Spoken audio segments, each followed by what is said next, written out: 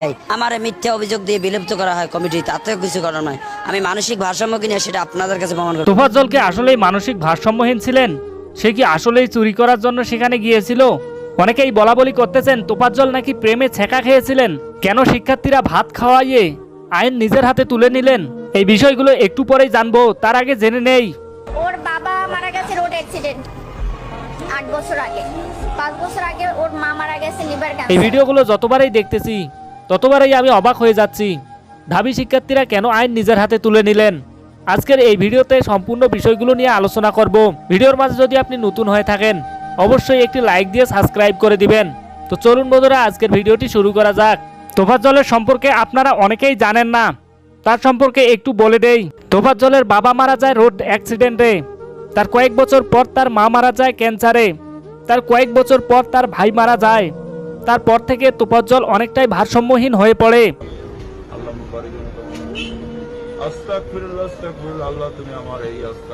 সেখানে কি ঘটেছিল যার কারণে ঢাবি শিক্ষার্থীরা তোফাজ্জলকে ভাত খাওয়ায়? ধারণা করা হচ্ছে তোফাজ্জল সেখানে চুরি করার জন্য আসে, কিন্তু জনতার হাতে ধরা পড়ে যায়। তারপর ঢাবি শিক্ষার্থীরা সেখানে চলে আসে।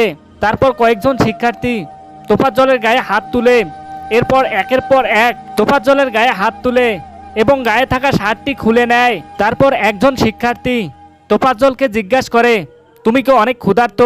তুমি কি এখন খাবার খেতে চাও, ভাত খেতে চাও? তোফাজ্জল বলে, হ্যাঁ আমি অনেক ক্ষুধার্ত, আমি এখন ভাত খেতে চাই। তারপর সেই স্মৃতি এখনো নেটিজেনদের চোখে ঘুরে বেড়াচ্ছে।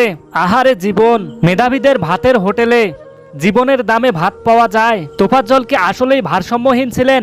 হ্যাঁ, তোফাজ্জল একজন ভারসাম্যহীন ব্যক্তি ছিলেন। এটি তার আত্মীয়র কাছ থেকে প্রমাণ পাওয়া যায়।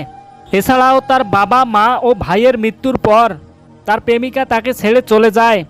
এরপর থেকে তোফাজ্জল ভারসাম্যহীন হয়ে পড়ে। তোফাজ্জলের কাছের মানুষেরাই এমনটি দাবি করতেছে, আর আমরা এই ভিডিওগুলো দেখে তা আন্দাজ করতে পারি তোফাজ্জলের সাথে এমন আচরণ করার কিছু কারণ রয়েছে।